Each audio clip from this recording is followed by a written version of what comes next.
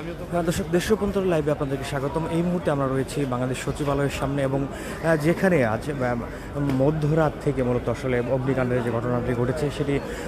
ইতোমধ্যেই আপনারা জেনে থাকবেন। এবং দর্শক, এই বেলা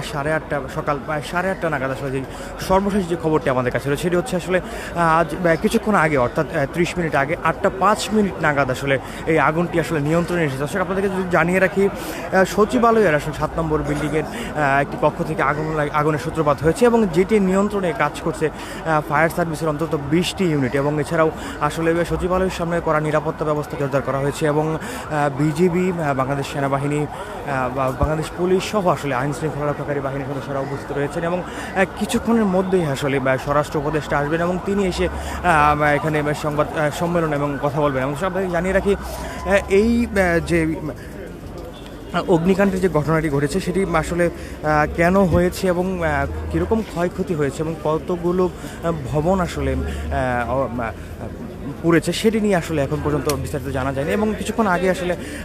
ফায়ার সার্ভিসের ঊর্ধ্বতন কর্মকর্তা যেমনটা সে জানিয়েছিলেন, তারা আসলে আগুন নিভিয়েছেন, কিন্তু এখন পর্যন্ত তারা ভেতরে প্রবেশ করতে পারেনি এবং কিছুক্ষণের মধ্যে তারা আসলে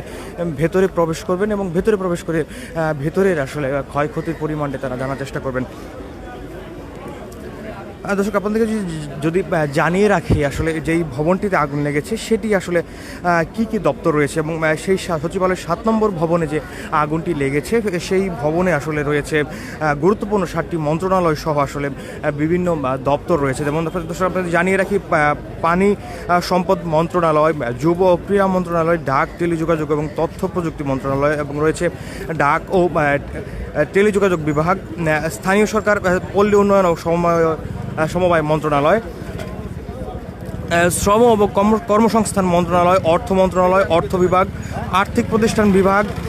এছাড়াও রয়েছে অভ্যন্তরীণ সম্পদ বিভাগ, সড়ক পরিবহন এবং সেতু মন্ত্রণালয় এবং সড়ক পরিবহন এবং মহাসড়ক বিভাগও রয়েছে।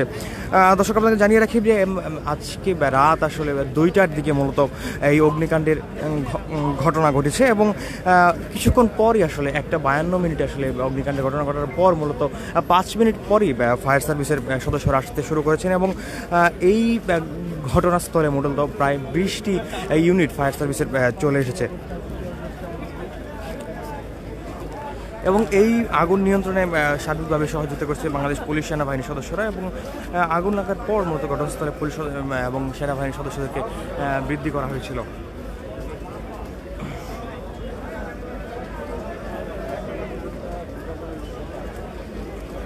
দর্শক, আপনাদের জানিয়ে রাখি, আজ আসলে একজন ফায়ার সার্ভিস নিহত হয়েছিলেন এবং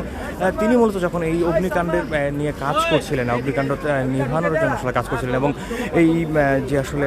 সংযোগ পানির যে আসলে সংযোগ পাইপগুলো রয়েছে সেগুলো নিয়ে যখন কাজ করছিলেন, তাকে আসলে তখন একটি ট্রাক চাপা দিয়ে চলে যায় এবং তিনি আসলে তখনই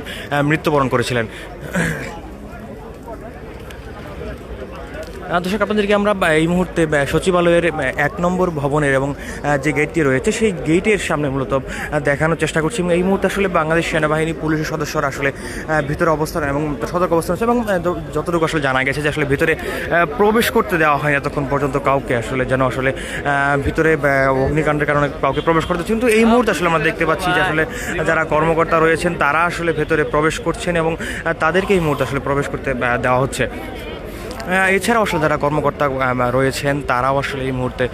সচিবালয়ের এই গেটটির সামনে আসলে অবস্থান নিয়েছেন এবং তারা ভেতরে প্রবেশ করতে চেষ্টা করছিলেন।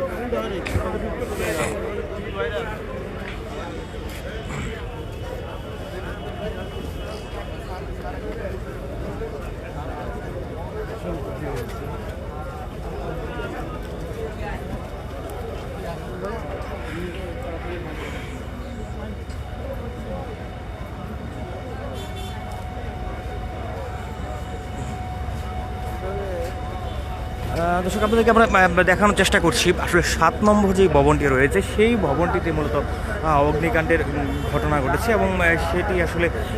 এই মুহূর্তে ফায়ার সার্ভিসের যে আসলে ক্রেনগুলো রয়েছে সেটি দিয়ে আসলে উপরে ওঠার চেষ্টা করা হচ্ছে এবং সেই আগুনগুলো আসলে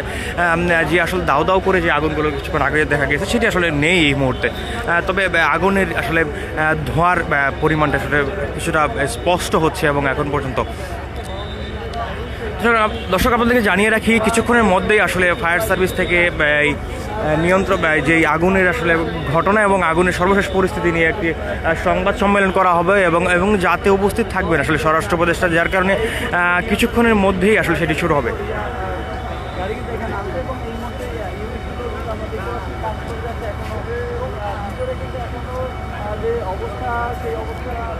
বাইরে আসলে উৎসুক জনতার পাশাপাশি আসলে যারা কর্মকর্তা কর্মচারী রয়েছেন তারা আসলে এখানে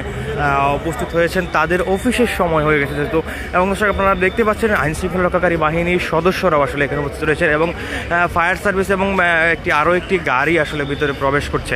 এই মুহূর্তে।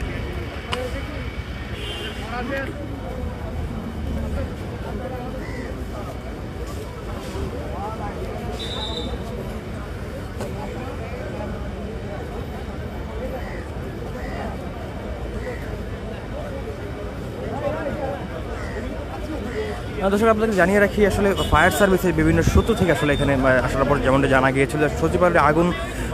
আসলে নিয়ন্ত্রণে তারা কাজ করছে এবং আধুনিক সব সরঞ্জাম ব্যবহার করা হচ্ছে এবং পাশাপাশি ড্রোন দিয়ে ঘটনাস্থল পর্যবেক্ষণ করা হয়েছিল এবং একই সাথে অত্যাধুনিক লেডার এবং ফায়ার ফাইটিং ভেহিক্যাল দিয়ে আসলে আগুন নেভানোর চেষ্টা তারা করেছিল এবং অবশেষে 8টা 5 মিনিটের দিকে তারা আসলে সফল হয়েছেন সেই আগুন নেভানোর কাজে।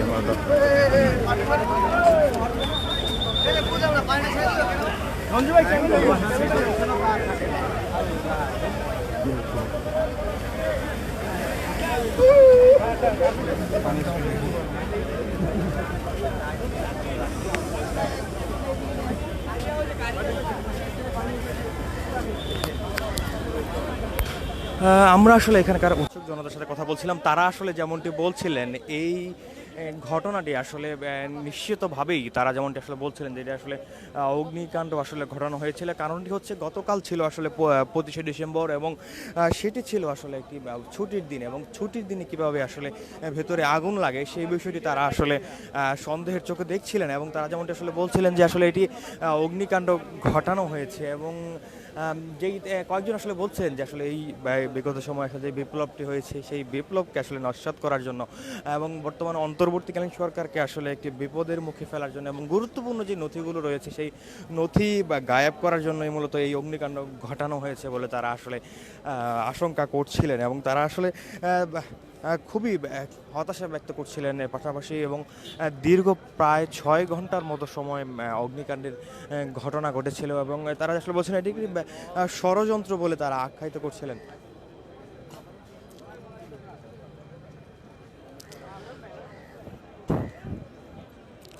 দর্শক এই মুহূর্তে আসলে